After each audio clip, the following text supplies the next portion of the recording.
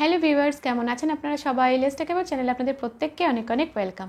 আজকে আমি আপনাদের সাথে শেয়ার করব এই গরমে বাচ্চাদেরকে আমরা কোন বয়স থেকে কিভাবে কতটুকু পরিমাণে আম খাওয়াতে পারি। বাচ্চাদেরকে আম খাওয়ানোর ক্ষেত্রে আমাদের কোন কোন বিষয়গুলো অবশ্যই লক্ষ্য করতে হবে, কি সতর্কতা মেনে চলতে হবে, ইত্যাদি বিভিন্ন ইনফরমেশন আজকে আপনাদের সাথে শেয়ার করছি। তো চলুন উইদাউট এনি ফার্দার ডিলে আজকে ভিডিওটা স্টার্ট করি।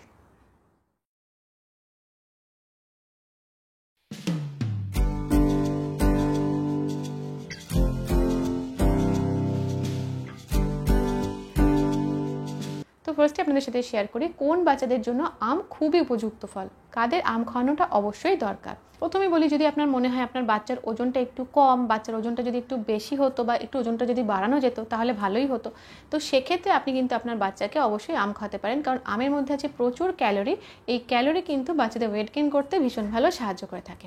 দ্বিতীয় বলি, যদি আপনার মনে হয় যে আপনার বাচ্চার ভালো মতন পেট পরিষ্কার হয় না বা কনস্টিপেশনের মতন সমস্যা আছে, রেগুলার বাচ্চা পটি করে না, তো সেক্ষেত্রেও আম কিন্তু আপনার বাচ্চার জন্য খুবই উপযুক্ত একটি ফল, কারণ আমের মধ্যে আছে প্রচুর পরিমাণে ফাইবার। এটা কিন্তু পেট পরিষ্কার রাখতেও সাহায্য করে থাকে। যেটা আম হচ্ছে ভিটামিন এ সমৃদ্ধ এবং এতে আছে প্রচুর পরিমাণে অ্যান্টিঅক্সিডেন্ট। তাই ওভারঅল কিন্তু আম মোটামুটি সমস্ত বাচ্চাদের জন্য উপযুক্ত। তো এবার আপনাদের সাথে শেয়ার করি আমরা কোন বয়স থেকে প্রথম বাচ্চাদেরকে আম খাওয়াতে পারি।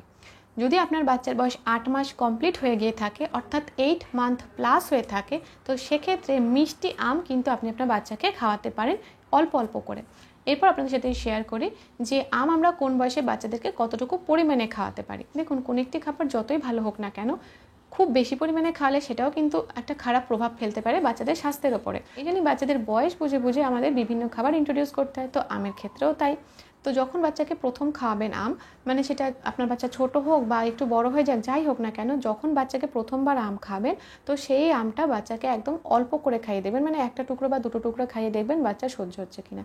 যদি দেখলেন যে বাচ্চা সহ্য হয়ে গেল, গায়ে কোনো র্যাশ বেরোলো না, কোনো রকম সমস্যা হলো না, সেক্ষেত্রে তার পরের দিন থেকে বাচ্চার বয়স বুঝে বুঝে সেই পরিমাণ মতন বাচ্চাকে আম খাওয়াতে পারেন।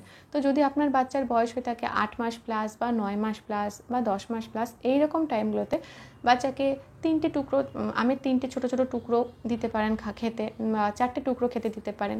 আর একটু যখন বাচ্চা 1 বছরের কাছাকাছি বয়স এসে যাবে, তখন এরকম সরু 2 ফালি আমও বাচ্চাকে খেতে দিতে পারেন।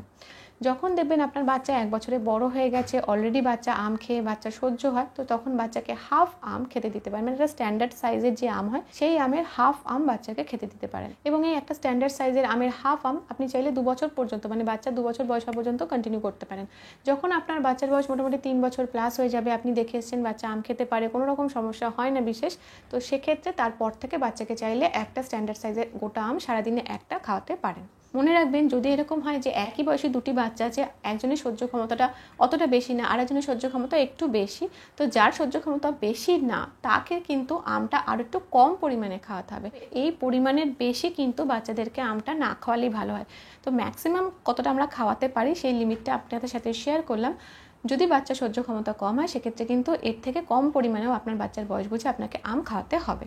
এবার আপনাদের সাথে শেয়ার করি আমরা আম বাচ্চাদেরকে কীরকমভাবে খাবো বা কী ফর্মে খাওয়াবো।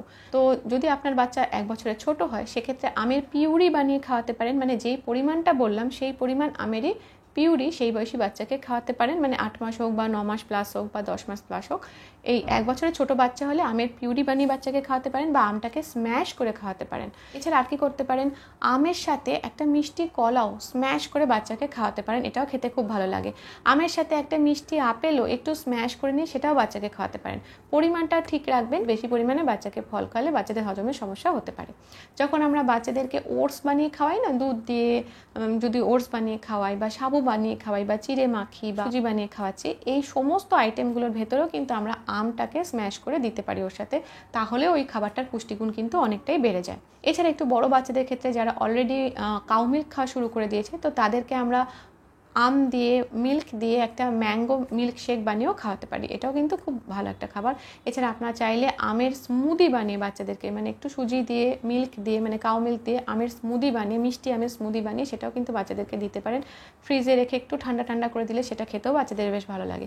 কীভাবে আমরা বাচ্চাদেরকে ফলের স্মুদি বানিয়ে খাওয়াতে পারি তার উপরেও আমাদের চ্যানেলে ভিডিও আছে, ডেসক্রিপশন বক্সে আমি লিঙ্ক দিয়ে দেবো, সেখানে ক্লিক করলে ভিডিওটা দেখে নিতে পারেন। এবার আপনাদের সাথে শেয়ার করি বাচ্চাদেরকে আম খাওয়ানোর ব্যাপারে আমাদের কী কী সতর্কতা অবশ্যই মেনে চলা উচিত। নাম্বার 1, বাচ্চাদেরকে খাওয়ানোর জন্য যে আমটা সিলেক্ট করবেন সেই আমটা যেন একদম মিষ্টি আম হয়। কোনো রকম মানে এতটুকু টক আছে এরকম কোনো আমই কিন্তু বাচ্চাদেরকে খাওয়াবেন না। শুধুও খাবেন না, এছাড়া কোনো রকম টক আম দিয়ে বাচ্চাদের জন্য ম্যাঙ্গো মিল্ক শেক বানাবেন না বা স্মুদি বানাবেন না। সবসময় বাচ্চাদেরকে খাওয়ানোর জন্য যে আমটা সিলেক্ট করবেন আগে টেস্ট করে আপনি দেখে নেবেন সেটা মিষ্টি কিনা। যদি মিষ্টি হয় তাহলেই বাচ্চাকে খাওয়াবেন। নাম্বার 2, যখন বাচ্চার জন্য আম কিনে আনবেন ভালো করে আমের গাটা ভালো করে ধুয়ে নেবেন এবং একটু জলের মধ্যে বেশ কিছুক্ষণ ভিজিয়ে রাখবেন, আধ ঘন্টা হোক বা 1 ঘন্টা হোক ভিজিয়ে রাখবেন। তারপর বাচ্চাকে সেই আমের খোসাটা ছাড়িয়ে খাওয়াবেন। নাম্বার 3, যেটা মনে রাখবেন, যখন বাচ্চাকে আম খাওয়াবেন তার আগে তো আমের খোসাটাকে আমরা ছাড়াই, তো এই খোসাটাকে না একটু ডিপ করে ছাড়াবেন এবং আমের যে বৃন্তটা যেখানে থাকে সেই বৃন্তটার নিচের অংশটাকে একটু মোটা করে ছাড়িয়ে ফেলবেন গোল করে।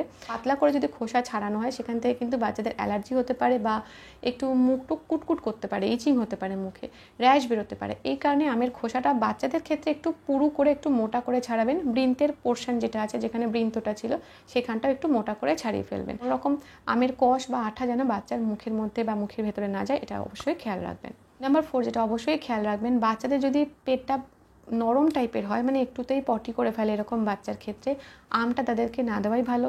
এছাড়া যে বাচ্চাদের অলরেডি পাতলা পটির সমস্যা চলছে বা সবে পাতলা পটির সমস্যাটা ঠিক হয়েছে তাদেরকে আম খাওয়াতে যাবেন না। নাম্বার 5, মনে রাখবেন, বাচ্চাদেরকে যখন প্রথমবার আপনি আম খাওয়াবেন, সেটা আপনার বাচ্চা ছোট হোক বা বড় হয়ে যাক, যখন প্রথমবার আম খাইয়ে দেখছেন বাচ্চা সহ্য হচ্ছে কিনা সেটা অবশ্যই দিনের বেলার দিকে খাবেন এবং একদম একটুখানি খাইয়ে দেখবেন বাচ্চা সহ্য হচ্ছে কিনা, বাচ্চার পাতলা পটির সমস্যা হচ্ছে কিনা বা বাচ্চার গায়ে র্যাশ বেরোচ্ছে কিনা, এই ব্যাপারগুলো লক্ষ্য করবেন। যদি দেখেন যে না কোনো রকম সমস্যা হচ্ছে না তাহলেই তারপর দিন থেকে বাচ্চার বয়স বুঝে যেমন খাওয়াতে বলেছিল সেই নিয়মটা ফলো করতে পারেন। নাম্বার 6, যেটা মনে রাখবেন, আম খুবই ভালো, খুবই পুষ্টিগুণে সমৃদ্ধ একটি ফল, তবে পরিমাণটা মানে আম খাওয়ানোর যে লিমিটটা সেটা কখনোই ক্রস করবেন না, কারণ অতিরিক্ত আম থেকে মানে যে লিমিট তার বাইরে বাচ্চাকে খাওয়ালেই কিন্তু বাচ্চাদের ডায়রিয়ার মতন সমস্যা শুরু হতে পারে।